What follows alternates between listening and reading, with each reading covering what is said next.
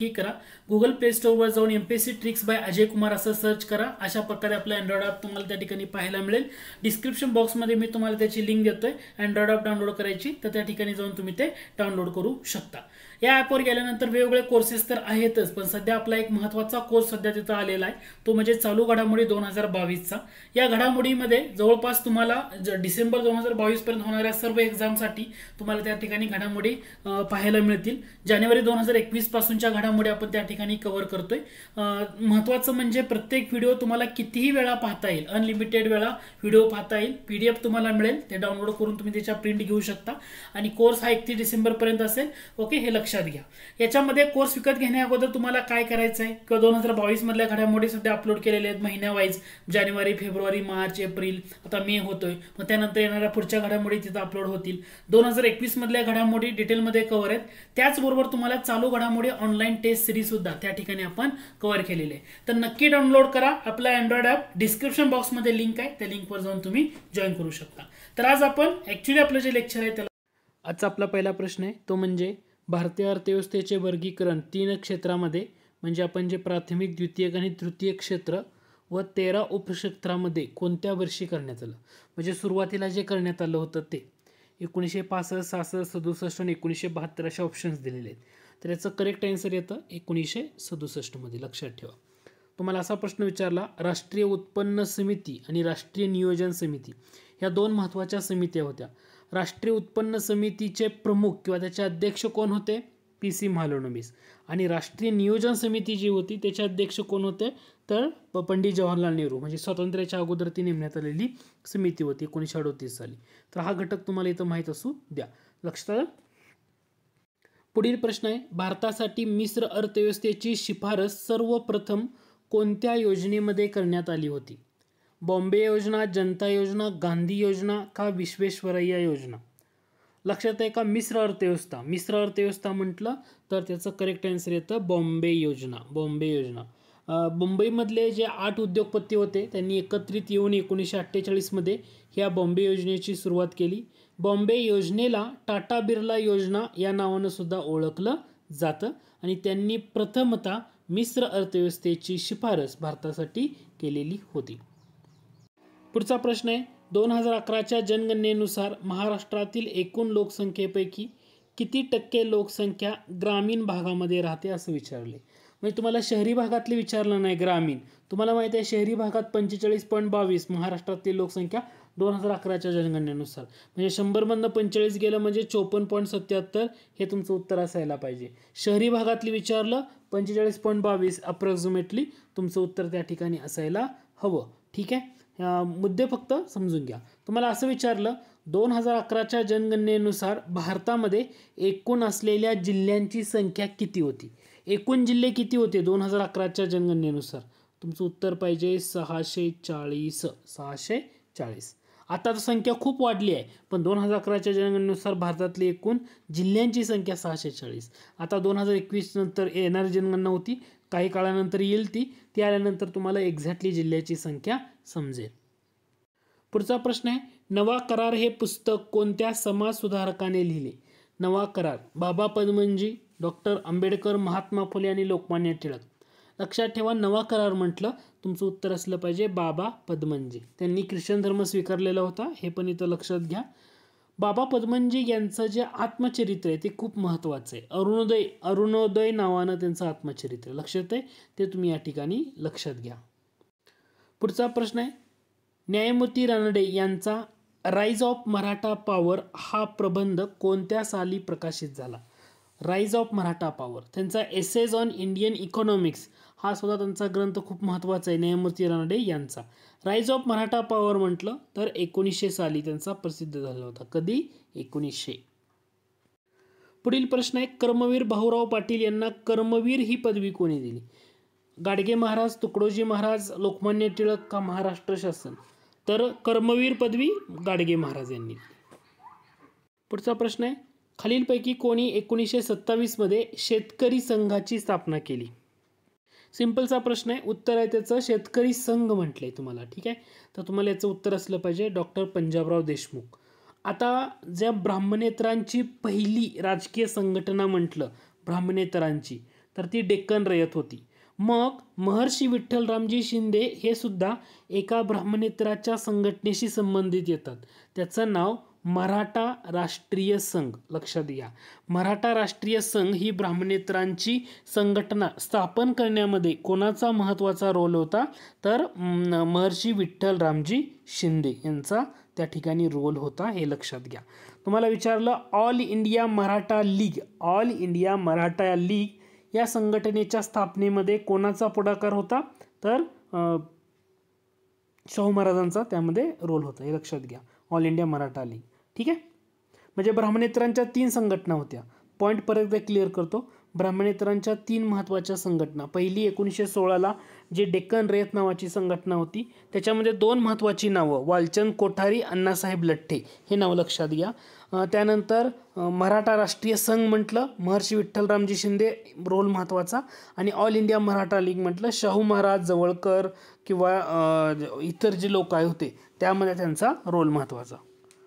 पुढचा प्रश्न आहे, दारिद्र्य निर्मूलन, गरिबी हटाव आणि आत्मनिर्भरता ही पंचवार्षिक योजनेची प्रमुख वैशिष्ट्ये होती. म्हणजे कोणत्या पंचवार्षिक योजनेची दोन्ही पण वैशिष्ट्य, यामध्ये नुसतं दारिद्र्य निर्मूलन नाही किंवा नुसतं आत्मनिर्भरता नाही, दोन्ही पण वैशिष्ट्य. तर हे जेव्हा म्हटलं जाईल तेव्हा तुमचं उत्तर काय असायला हवं, 5वी पंचवार्षिक योजना. म्हणजे 5वी पंचवार्षिक योजना 1974 ते 1978च्या कार्यकाळात राबवण्यात आलेली योजना होती. मग असा प्रश्न विचारला, 5व्या पंचवार्षिक योजनेचा आराखडा कोणी तयार केला? डी धर. जसं तुम्हाला विचारलं जाईल 4थी पंचवार्षिक योजना धनंजयराव गाडगीळ, आणि 3री पंचवार्षिक योजना ही कोणाच्या प्रतिमानावर म्हणजे कोणत्या घटकावर आधारित होती असं विचारलं, mathematical framework of third plan Sukhamoy Chakravarty, हे नाव यांचं लक्षात ठेवलं पाहिजे. म्हणजे तुम्हाला 3 मध्ये लक्षात आले का? 3री योजना म्हटलं तर Sukhamoy Chakravarty, mathematical framework of third plan हा त्यांच्या प्रबंधावर आधारित होती. 4थ्या पंचवार्षिक योजनेचा आराखडा कोणी तयार केला? धनंजयराव गाडगीळ यांनी. आणि 5व्या पंचवार्षिक योजना डी धर, हे इथं लक्षात घ्या. पुढचा प्रश्न आहे, 1906 मध्ये भारतातील पहिला रासायनिक खत कारखाना कोणत्या ठिकाणी सुरू झाला? रासायनिक खत कारखाना राणीखेत, तामिळनाडूमध्ये येतं का राणीखेत, हे लक्षात घ्या. तुम्हाला असं विचारलं, सेरामपूर 1832 भारतातली पहिली कागद गिरणी स्थापन झाली. सेरामपूर 1832 भारतातली पहिली कागद गिरणी. पुढील प्रश्न आहे, लोकसभा सभापती यांना पदावरून दूर करण्यासाठी लोकसभेमध्ये पूर्ण बहुमताचा म्हणजे सभागृहाच्या एकूण सदस्य संख्येच्या बहुमताने ठरत संमत व्हावा लागतो. ज्यावेळी ठरावाला किमान 50 सदस्यांचा पाठिंबा असतो. म्हणजे इथं तुम्हाला काय लक्षात घ्यायला पाहिजे, किमान 50 सदस्यांचा पाठिंबा असतो तेव्हा सभागृह असा ठराव विचारात किंवा चर्चेसाठी घेऊ शकतं. 1/10 सदस्यांचा, 1/3 सदस्यांचा किंवा 1/2 सदस्यांचा. तुम्हाला काय म्हटले, लोकसभेचे सभापती आहेत यांना पदावरनं दूर करायचंय. मग लोकसभेमध्ये काय लागतंय, पूर्ण बहुमताचा ठराव संमत करावा लागतो. पण ज्यावेळी ठरावाला किती सदस्यांचा पाठिंबा असेल तरच तो ठराव चर्चेला किंवा विचारार्थ घेतला जाऊ शकतो. तर हे लक्षात घ्या. बरेच लोक कन्फ्यूज होतात, 1/2 येत नाही, 1/3 येत नाही, 1 येत नाही. याचं करेक्ट आन्सर येतं किमान 50 सदस्यांचा. आता बरेच जण म्हणतील हे असं नाही, पण तुम्ही थोडंसं नीट ऑब्झर्व करा किंवा पुस्तकात नीट एकदा पहा. तुम्हाला पर्याय क्रमांक 1 हेच करेक्ट आन्सर असणार आहे.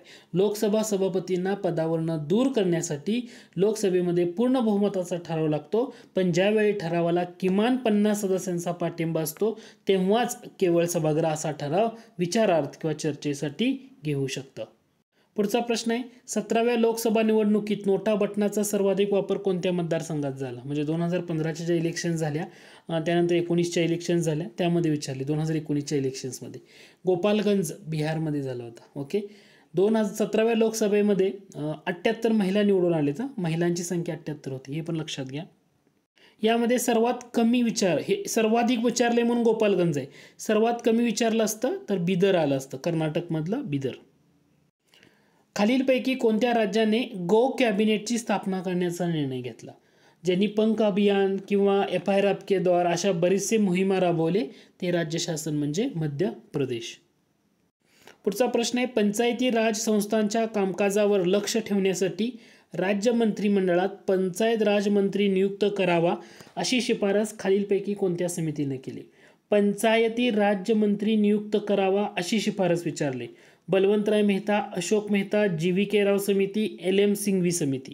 याचं करेक्ट आन्सर येतं अशोक मेहता समिती. अशोक मेहता समितीच्या शिफारसीनं. अशोक मेहता 1977 साली स्थापन करण्यात आलेली समिती. बलवंतराय मेहता 1957ची समिती. पुढचा प्रश्न आहे, भारतातील एका ठिकाणाहून दुसऱ्या ठिकाणी मानवाचे सर्वाधिक स्थलांतर खालीलपैकी कोणत्या ठिकाणी होते? ग्रामीण ते ग्रामीण, ग्रामीण ते नागरी, नागरी ते नागरी का नागरी ते ग्रामीण? आता लक्षात घ्या, भारतामध्ये एका ठिकाणाहून दुसऱ्या ठिकाणी जायचं की स्थलांतर जे होते मानवी स्थलांतर हे कशामुळे कुठल्या ठिकाणी होतं तर ग्रामीण ते ग्रामीणमध्ये होतं. कारण याच्यात सगळ्यात मोठा रोल येतो विवाह. लग्न झाल्यामुळं हे प्रमाण मोठ्या प्रमाणात पाहायला मिळतं. पुढचा प्रश्न आहे, 2011च्या जनसंख्येत लोकसंख्येच्या घनतेमध्ये कोणतं राज्य अग्रेसर आहे? MPSC मध्ये काय होतंय की पहिले 5 न देता कोणते रँडमली जिल्हे किंवा राज्य दिली जातात आणि डायरेक्टली विचारतं लोकसंख्येच्या घनतेमध्ये कोणतं जास्त आहे. आता ऑप्शनमध्ये बघा, बिहारचं बघितलं 1106 तुम्ही उत्तर देऊ शकता. पश्चिम बंगालचं बघा 1028 पर्यंत जाऊ शकतं. केरळचं बघा 860 लोकसंख्येची घनताच्या आसपास. याचा अर्थ चौथं नाही. म्हणजे तुम्हाला कोणतं राज्य अग्रेसर आहे? बिहार हे तुमचं करेक्ट आन्सर या ठिकाणी यायला पाहिजे. पुढचा प्रश्न आहे, डॅश डॅशमध्ये बंगालमधील रिसरा या ठिकाणी पहिली तागाची गिरणी भारतीय भांडवलावर सुरू झाली. रिसरा तागाची गिरणी, मग उत्तर असलं पाहिजे 1855. काय असलं पाहिजे? 1855. पुढचा प्रश्न आहे, आजारी माणसाची सेवा करणं, निराश्रितांना आश्रय देणं ही 2 कार्य करणाऱ्या निराश्रित सेवा दलाची स्थापना 1907 मध्ये डॅश डॅश या महान समाजसुधारकानं केली. निराश्रित सेवा दल म्हटलं लाला लजपत राय, महर्षी कर्वे, महात्मा गांधी येणार आहे का? येणार नाही. याचं करेक्ट आन्सर येणार महर्षी विठ्ठल रामजी शिंदे यांनी केली. निराश्रित सेवा दल. डिप्रेस क्लासेस मिशन हे त्यांचं महत्त्वाचं. ठीक आहे, 1906 मधले. पुढचा प्रश्न आहे, डॉक्टर बाबासाहेब आंबेडकरांच्या मूक नाईक या पाक्षिकाच्या शीर्षभागी डॅश डॅश या महान संताची वचनं असत. मूक नाईक म्हटलं 1920 मध्ये चर्चेत आलेला घटक होता, माहीत असू द्या. ठीक आहे, मूक नाईक म्हटलं संत तुकारामांची वचनं असत. संत तुकाराम. ठीक आहे, मुकी बहिरी संपूर्ण जनता भारताची. ओके, म्हणजे मूक नाईक, मग बहिष्कृत भारत, मग समता संपूर्ण जनता भारताची म्हणजे प्रबुद्ध भारत. आंबेडकरांची पत्रकारिता क्रमानं तुम्ही या ठिकाणी लक्षात ठेवू शकता. पुढचा प्रश्न आहे, संत ज्ञानेश्वर या महान संताची वचने डॉक्टर आंबेडकरांच्या डॅश डॅश या वृत्तपत्राचे शीर्षभागी असत. जसं मगाशी म्हटलं मूक नाईक म्हटलं की संत तुकाराम लक्षात ठेवायचे, तसं संत ज्ञानेश्वर म्हटलं तर बहिष्कृत भारत तुम्हाला लक्षात ठेवा लागेल. लक्षात आलं का? मूक नाईक संत तुकाराम, बहिष्कृत भारत म्हटलं संत ज्ञानेश्वर.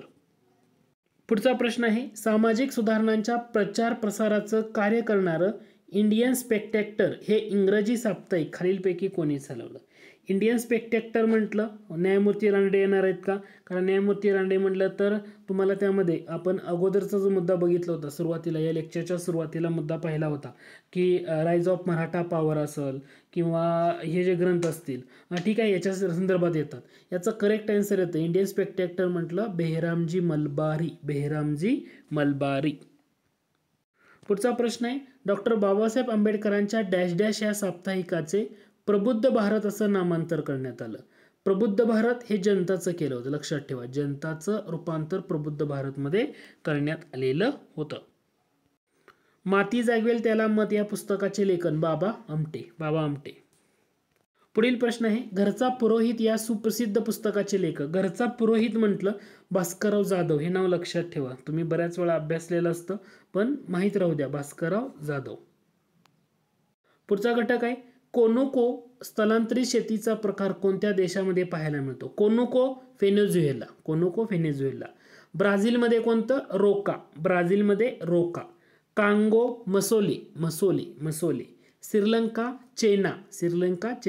हे जे स्थलांतरित शेतीचा घटक आहे ना, ह्या परीक्षेला बऱ्याच वेळा जोड्या मध्ये विचारला जातो. कोनोको व्हेनेझुएला, ब्राझीलमध्ये रोका, कांगो मसोले म्हटलं जातं, श्रीलंका चेना. झूम शेती भारतामध्ये, झूम म्हटलं तर भारतामध्ये. हे घटक तुमच्या लक्षात यायला पाहिजे.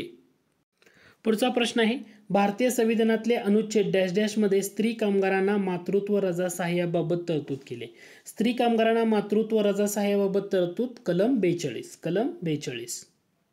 पुढचा प्रश्न आहे, भारतीय राज्यघटनेच्या 4थ्या भागात 42व्या घटनादुरुस्तीद्वारे म्हणजे 1976ची ही घटनादुरुस्ती आहे, 42वी घटनादुरुस्ती, खालीलपैकी कोणता घटकांचा समावेश केलेला आहे? कलम 39 सामाजिक न्याय व मोफत कायदेविषयक 6 बरोबर आहे का? 42व्या घटनादुरुस्तीने हे कलम ऍड केले, डेफिनेटली बरोबर आहे. कलम 43 उद्योगांच्या व्यवस्थापनामध्ये कामगारांचा सहभाग, डेफिनेटली आहे. पर्यावरण सुधारणा व जंगल वन्यजीवांचे संरक्षण 48 म्हणजे 42व्या घटनादुरुस्तीनं ऍड केलेले घटक तुम्हाला या ठिकाणी लक्षात आलं पाहिजे. याचं करेक्ट आन्सर असणार आहे वरीलपैकी सर्व विधानं बरोबर आहेत. वरीलपैकी सर्व विधानं बरोबर आहेत.